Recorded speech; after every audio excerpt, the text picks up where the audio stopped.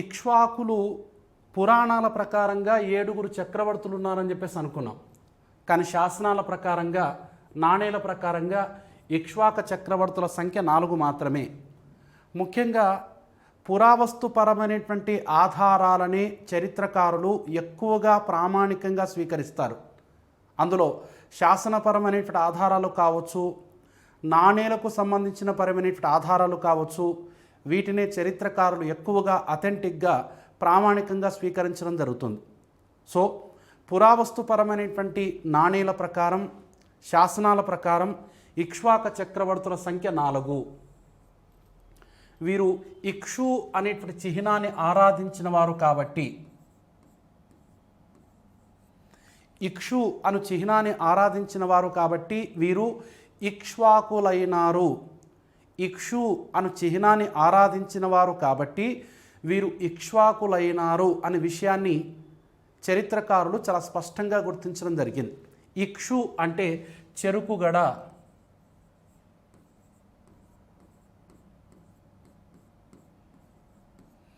ఇక్షు అంటే చెరుకుగడ అని అర్థం వస్తుంది. సో ఇక్షు అంటే చెరుకుగడను ఆరాధించిన వారు కాబట్టే వీరు ఇక్ష్వాకులైనారు. సో ఆ ఇక్ష్వాక చక్రవర్తుల రాజకీయ చరిత్రను గురించి మనం గమనించినట్లయితే, మొదటి చక్రవర్తి వాసిష్ఠీపుత్ర శ్రీ శాంతమునుడు. వాసిష్ఠీపుత్ర శ్రీ శాంతమునుడు లేదా మొదటి శాంతమునుడు. సో ఇక్కడ వాసిష్ఠీపుత్ర, మఠారీపుత్ర ఈ పేరును మనం ఒక్కసారి కాస్త నిశితంగా పరిశీలించినట్లయితే, శాతవాహన చక్రవర్తులు కూడా మాతృమూర్తి పేరును తమ పేరు ఎదురుగా స్వీకరించి పరిపాలించడం జరిగింది. శాతవాహనులు కూడా మాతృమూర్తి పేరును తమ పేరు ఎదురుగా స్వీకరించి పరిపాలించారు. ఉదాహరణకి గౌతమీపుత్ర శాతకర్ణి, గౌతమీపుత్ర శాతకర్ణి.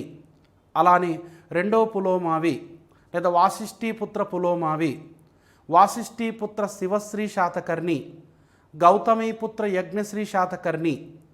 సో మాతృమూర్తి పేరును తమ పేరు ఎదురుగా స్వీకరించి పరిపాలించే సాంప్రదాయం శాతవాహనుల కాలం నుండి కొనసాగించబడుతూ, ఇక్ష్వాకులు కూడా అదే పద్ధతిని వీరు కొనసాగించడం జరిగింది. ఇక్ష్వాకులో తొలి చక్రవర్తి వాసిష్ఠీపుత్ర శ్రీ శాంతమునుడు లేదా ఇతన్ని మొదటి శాంతమునుడు అని కూడా వ్యవహరిస్తారు. అతని కుమారుడు మఠారీపుత్ర వీరపురుషదత్తుడు. ఇతన్ని మొదటి పురుషదత్తుడు అని కూడా వ్యవహరించడం జరుగుతుంది. మఠారీపుత్ర వీరపురుషదత్తుని కుమారుడు యహుముల శాంతమునుడు లేదా రెండవ శాంతమునుడు. ఇక్కడ మీరు గమనించండి, వీరపురుషదత్తుడు తన కుమారునికి తండ్రి పేరు పెట్టుకోవడం జరిగింది. వీరపురుషదత్తుడు తన కుమారునికి తండ్రి పేరు పెట్టుకున్నాడు. శాంతముల అనేటువంటి తండ్రి పేరు పెట్టుకోవడం జరిగింది. ఇలా తాత పేరు స్వీకరించే సాంప్రదాయం, తమ కుమారులకు తండ్రి పేరు పెట్టుకునే సాంప్రదాయం మన తెలుగు ప్రాంతంలో ఇక్ష్వాకుల పరిపాలనా కాలం నుండే ప్రారంభమైనది. ఇప్పటికీ ఈ సాంప్రదాయాన్ని మనం కొనసాగిస్తూనే ఉన్నాం. ముఖ్యంగా చాలామంది తమ కుమారులకు, తమ కుమార్తెలకు వాళ్ళ తల్లిదండ్రుల పేర్లను కలిసి వచ్చేలాగా పేరు పెట్టుకుంటూ ఉంటారు. సో ఈ సాంప్రదాయం మనకు ఇక్ష్వాకుల కాలంలో ప్రారంభమైంది. ఇప్పటికీ కూడా మనం కొనసాగించబడుతూనే ఉన్నాము. అంటే మన సంస్కృతి మూలాలు చాలా బలమైనవి. మన సంస్కృతి మూలాల్లో ఈ తాత పేరు పెట్టుకునే సాంప్రదాయం కావచ్చు లేదా తండ్రి పేరు పెట్టుకునే సాంప్రదాయం కావచ్చు, నేటికి కొనసాగించబడుతూనే ఉంది. చివరి చక్రవర్తి రుద్ర పురుషదత్తుడు. ఇతన్ని రెండవ పురుషదత్తుడు అని వ్యవహరిస్తాం. మొదటి చక్రవర్తి వాసిష్ఠీపుత్ర శ్రీ శాంతమునుడు లేదా మొదటి శాంతమునుడు. రెండవ చక్రవర్తి మఠారీపుత్ర శ్రీ వీరపురుషదత్తుడు లేదా మొదటి పురుషదత్తుడు. మూడో చక్రవర్తి యహుముల శాంతమునుడు లేదా రెండో శాంతమునుడు. నాలుగో చక్రవర్తి రుద్ర పురుషదత్తుడు లేదా రెండో పురుషదత్తుడు. సో వీరి రాజకీయ చరిత్రను గురించి మనం గమనించినట్లయితే, ఇక్ష్వాక రాజ్య స్థాపకుడు వాసిష్ఠీపుత్ర శ్రీ శాంతమునుడు. వాసిష్ఠీపుత్ర శ్రీ శాంతమునుడు ఇతన్నే మొదటి శాంతమునుడు అని కూడా వ్యవహరించడం జరుగుతుంది. ఇతని నాణేల మీద సామీన,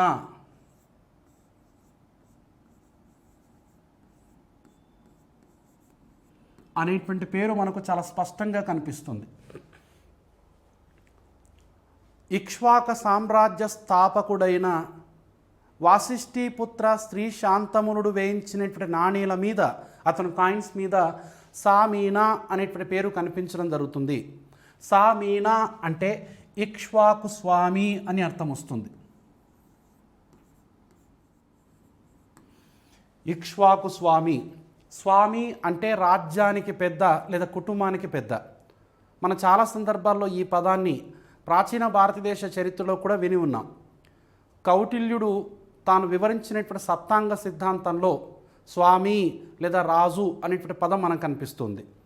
సో ఇక్ష్వాకు స్వామి అంటే ఇక్ష్వాక రాజ్య స్థాపకుడు అని చాలా స్పష్టంగా అర్థం రావడం జరుగుతుంది. ఇక్ష్వాక రాజ్యస్థాపకుడు అనేటువంటి మొదటి శాంతమునుని గురించి కొన్ని శాసనాల్లో చాలా స్పష్టమైనటువంటి సమాచారం ఉంది. అందులో రెంటాల,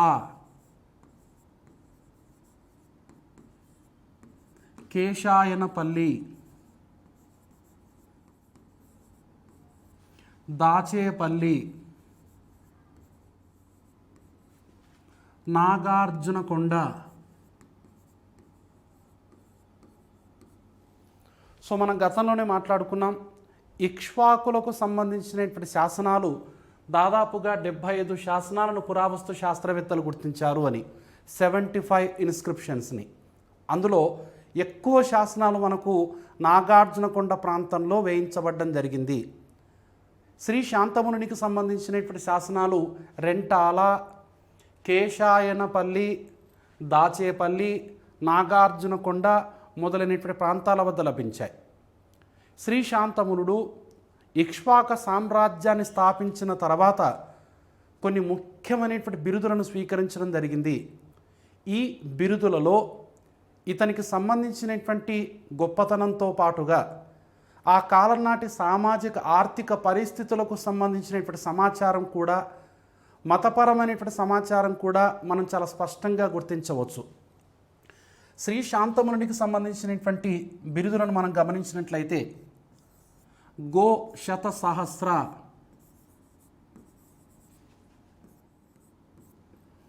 హాలశత సహస్ర,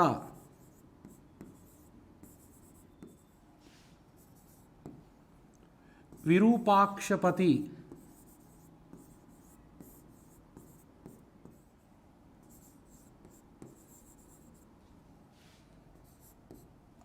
కార్తికేయ భక్త,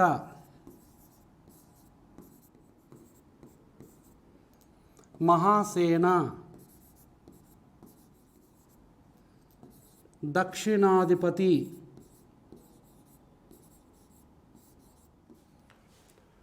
శ్రీ శాంతమునికి సంబంధించినటువంటి బిరుదులు గో శత సహస్ర, హాల శత సహస్ర, విరూపాక్షపతి, కార్తికేయ భక్త, మహాసేన, దక్షిణాధిపతి. సో ఈ బిరుదుల్లో ఉన్నటువంటి సమాచారాన్ని మనం ఒకసారి కాస్త నిశితంగా పరిశీలించినట్లయితే గో శత సహస్ర అంటే లక్షలాది గోవులను దానం చేసిన వాడు అని అర్థం వస్తుంది. లక్షలాది గోవులను దానం చేసిన వాడు. హాలశత సహస్ర లక్షలాది నాగళ్లను దానం చేసిన వాడు అంటే ఇతను వ్యవసాయాన్ని, పశుపోషణను ప్రోత్సహించాడు. లక్షలాది గోవులను దానం చేయడం వల్ల పశుపోషణ, పాస్టరైజేషన్, పశుపోషణను ప్రోత్సహించడం జరిగింది. అలానే లక్షలాది నాగళ్లను దానం చేయడం వల్ల ఇతను పోడు వ్యవసాయాన్ని ప్రోత్సహించాడు. పోడు వ్యవసాయాన్ని ప్రోత్సహించాడు. అడవులను నరికి వాటిని వ్యవసాయోగ్యంగా మార్చేటువంటి విధానాన్నే పోడు వ్యవసాయం అని చెప్పేసి పిలుస్తారు. దీన్ని బట్టి ఆ కాలంలో వ్యవసాయం మరియు పశుపోషణ చాలా గొప్పగా ప్రోత్సహించబడింది అని మనం చాలా స్పష్టంగా అర్థం చేసుకోవచ్చు. అలానే విరూపాక్షపతి, విరూపాక్షుడు అంటే శివుడు. నెక్స్ట్ కార్తికేయ భక్త, కార్తికేయుడు అంటే కుమారస్వామి. దీన్ని బట్టి ఇక్ష్వాకులు శైవ మతస్థులు అని మనం గమనించవచ్చు. మనం ప్రారంభంలోనే ఇక్ష్వాకుల అధికారిక మతం శైవ మతమని, ఇక్ష్వాకులు ఆదరించిన మతం బౌద్ధ మతం అని మాట్లాడుకున్నాం. సో విరూపాక్షపతి, కార్తికేయ భక్త అనేటువంటి ఈ రెండు బిరుదుల వల్ల వీరు శైవులు అనేటువంటి విషయం మనకు అర్థమవుతుంది. మహాసేన, ప్రారంభ కాలంలో ఇతను శాతవాహనుల దగ్గర గొప్ప సైనికాధికారిగా పనిచేసినటువంటి వాడు.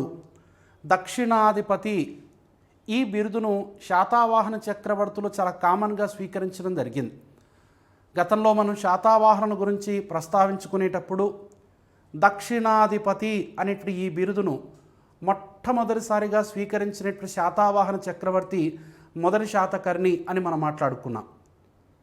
మొదటి శాతకర్ణి పరిపాలనా కాలం నుండి దక్షిణాధిపతి అనేటువంటి ఈ బిరుదును శాతవాహన చక్రవర్తులు చాలా కామన్గా స్వీకరించడం జరిగింది. సో శాతవాహనులు స్వీకరించినటువంటి దక్షిణాధిపతి అనేటువంటి ఈ బిరుదును ఇక్ష్వాకులు కూడా స్వీకరించడం వల్ల వీరు ఇక్ష్వాకులకు సామంతులు అనేటువంటి విషయం మనకి ఇక్కడ చాలా స్పష్టంగా అర్థమవుతుంది. శ్రీ శాంతమునుడు ఇక్ష్వాక రాజ్యాన్ని స్థాపించిన తర్వాత తన గొప్పతనాన్ని ప్రదర్శించుకోవడం కోసం కొన్ని ముఖ్యమైనటువంటి యజ్ఞాలను కూడా నిర్వహించడం జరిగింది. సో ఇతను నిర్వహించినటువంటి యజ్ఞయాగాలను గురించి మనం గమనించినట్లయితే అశ్వమేధ, అగ్నిహోత్ర, అగ్నిస్థోమ, వాజపేయ, అశ్వమేధ యాగాన్ని, అగ్నిహోత్ర యాగాన్ని, అగ్నిస్థోమ యాగాన్ని, వాజపేయ యాగాన్ని ఇక్ష్వాక రాజ్యాన్ని స్థాపించిన తర్వాత శ్రీ శాంతమునుడు నిర్వహించడం అనేటువంటి జరిగింది. ముఖ్యంగా ఈ యజ్ఞయాగాల వల్ల ప్రధానంగా ఆ కాలం నాటి మత పరిస్థితులు వీరు బ్రాహ్మణాధిపత్యాన్ని ప్రోత్సహించారనేటువంటి విషయం మనకు అర్థమవుతుంది. నాగార్జున కొండ దగ్గర అశ్వమేధ యాగ వేదికలు, అశ్వమేధ యాగం చేసినటువంటి ఆనవాళ్ళు చాలా ప్రముఖంగా పురావస్తు శాస్త్రవేత్తల చేత గుర్తింపు పొందడం జరిగింది. నాగార్జున కొండ ప్రాంతంలో అశ్వమేధ యాగ వేదికలను ఓగెల్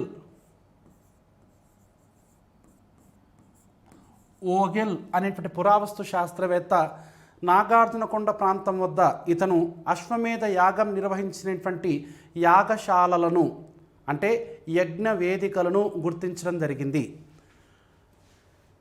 శాసనాలలో ఇతనికి సంబంధించినటువంటి కుటుంబ సభ్యుల వివరాలు మనకు చాలా స్పష్టంగా కనిపించడం జరుగుతుంది. ఇతని భార్య పేరు మఠారి, కుమారుని పేరు వీరపురుషదత్తుడు,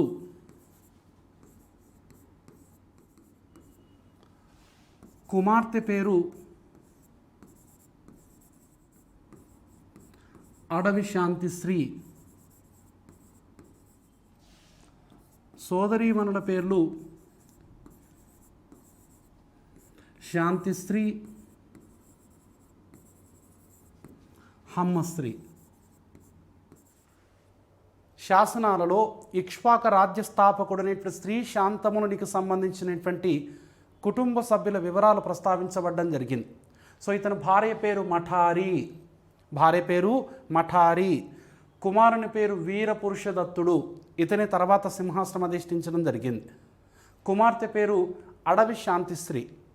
మనం ఇంతకుముందే మాట్లాడుకున్నాం, అడవి, కొండ అనేటువంటి ఈ పేర్లు మనకు ఇక్ష్వాకుల కాలంలో ఎక్కువగా కనిపిస్తాయి. కాబట్టి ఇక్ష్వాకులు చెంచు జాతికి చెందినవారు అని సుబ్రహ్మణ్యం అనేటువంటి చరిత్రకారుడు వివరించడం జరిగింది.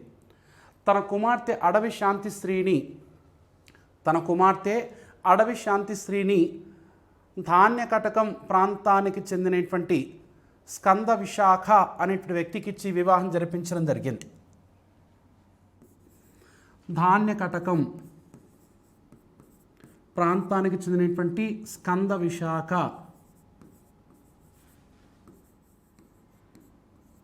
స్కంద విశాఖుడు అనేటువంటి వ్యక్తికి ఇచ్చి వివాహం జరిపించాడు. శ్రీ శాంతమునుడు తన కుమార్తె అడవి శాంతిశ్రీని ధాన్యకటకం ప్రాంతానికి చెందినటువంటి స్కంద విశాఖుడు అనేటువంటి వ్యక్తికి ఇచ్చి వివాహం జరిపించడం జరిగింది. అలానే తన సోదరి శాంతిశ్రీని ఒంగోలు ప్రాంతాన్ని లేదా ప్రకాశం జిల్లా ప్రాంతాన్ని లేదా గుండ్లకమ్మ వాగు పరివాహక ప్రాంతాన్ని పరిపాలిస్తున్నటువంటి పుగియ వంశీకుడైన పుగియ అనేటువంటి ఈ వంశాన్ని గురించి మనం గతంలోనే ప్రస్తావించుకోవడం జరిగింది. శాతవాహన సామ్రాజ్యం పతనమైన తర్వాత ప్రకాశం జిల్లా ప్రాంతాన్ని లేదా ఒంగోలు పరిసర ప్రాంతాలను పుగియ అనేటువంటి వంశీకులు పరిపాలించారు. ఈ వంశానికి చెందినటువంటి స్కందశ్రీ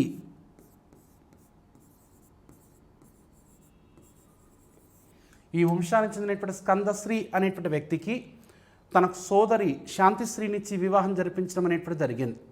సో ఈ స్కందశ్రీ మహాతలవరుడు అనేటువంటి పేరుతో పిలువబడ్డాడు. తలవరుడు అంటే ముఖ్యంగా సామంతుడు అని అర్థం వస్తుంది. సో ఆ కాలంలో తలవరుడు అనేటువంటి ఈ పేరు చాలా స్పష్టంగా ఉచ్చరించబడడం జరిగింది. స్కందశ్రీ మహాతలవరుడు కాబట్టి శాంతిశ్రీ మహాతలవరి అనేటువంటి పేరుతో పిలువబడింది. స్కందశ్రీ మహాతలవరుడు కాబట్టి శాంతిశ్రీ మహాతలవరి అనేటువంటి పేరుతో పిలువబడింది.